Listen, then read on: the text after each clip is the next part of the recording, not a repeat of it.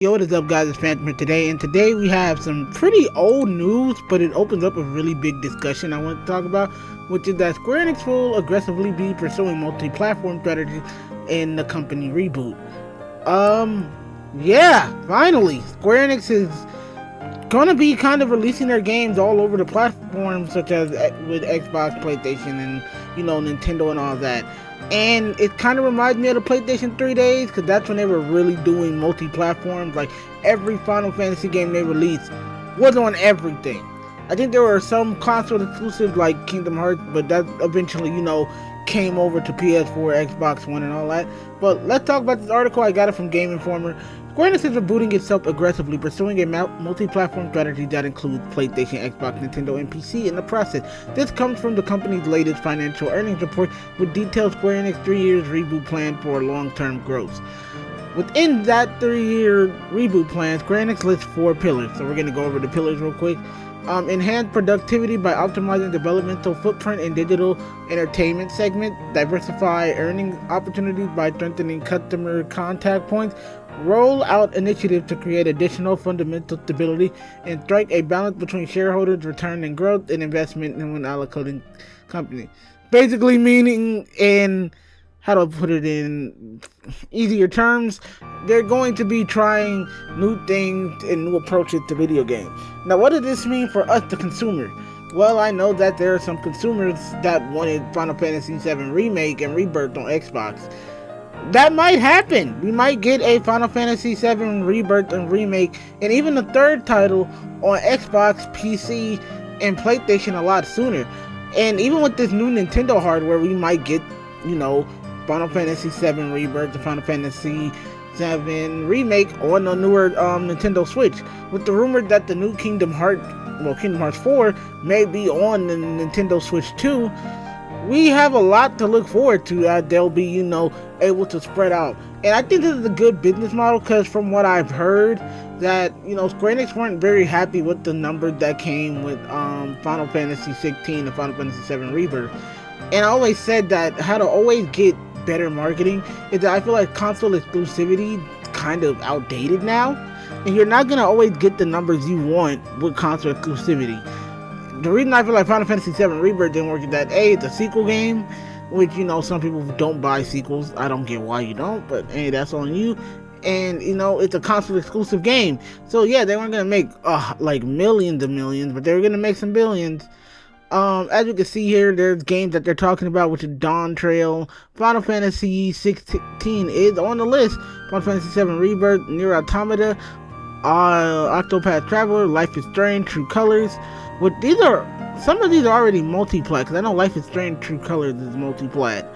I can't even make out the title of that one. Space Invaders, I didn't even know they owned that, and a couple of Japanese games. So, as part of this plan, Square Enix will aggressively pursue a multi-platform strategy that includes Nintendo platforms, PlayStation, Xbox, and PCs, according to the financial report. But in regard to major franchises and AAA titles, including catalog titles, it will build an environment where more customers can enjoy these titles. It continues possible to alluding to multi-platform releases for future Final Fantasy games and more. So yeah, like, again, Final Fantasy VII Rebirth was a PlayStation 5 exclusive, and it could be re-released for the Xbox. And we all know that Final Fantasy VII Remake has a PlayStation and a PC port. Well, the PC port was awesome. And then it hit PS5 later, and, it also made its money back because it gave us DLC. And we know Kingdom Hearts did pretty well because the title it holds, and also, yeah, because the Xbox brand it was on, because that was the first time we got Kingdom Hearts on the Xbox. Then we got like 1.5 plus 2.5 on there. But what does this mean in the grand scheme of things? More people can play these games. That all, as gamers, we shouldn't be going through this whole console war. We should want more people to experience the game that we play on their console as well. And this could be pretty successful for Square Enix, because I know that during the PlayStation 3 time in the Xbox, because they did release Final Fantasy 15 on the Xbox, and love it or hate that game did pretty well in sales. It was a lot of people's first Final Fantasy game, and it generally because they switched up the gameplay, which divisive, but it also released on everything. It released on Xbox and it released on the PlayStation, and there was a really bad Nintendo Switch like version where it's just the mobile game version for the Nintendo Switch, which is just Final Fantasy 15 Pocket Edition. But it also released on PC, and I feel like that's where you want to go. You want to make sure your games are accessible and easier to play. And this could lead for, because Square Enix has been having problems. They've also been doing what a lot of game companies have been doing, which is shutting down studios, which leads to layoffs, which leads to titles being up in the air. That's what happened in ADO Studio, which, you know, were the companies that were in charge of Tomb Raider and Hitman, but they also made some duds like Marvel's Avengers. We're not going to talk about Guardians of the Galaxy because that game was amazing. That game was not a flop. They just did not market it right. But, yeah, these are just my thoughts.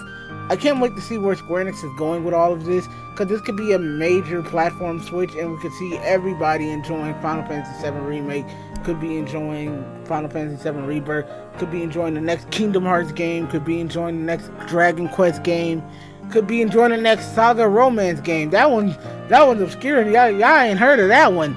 That one's I'm the only one that played that franchise, I feel like. The next Octopath Traveler game could be Multiplat, and that's going to be awesome. But yeah, those are just my thoughts on what's going on. Please leave a comment down below what game you want to see go Multiplat so everybody can check it out. What games you haven't played because they've been console exclusive. Just leave it down in the comments down below. I'll see you guys in the next video. Peace.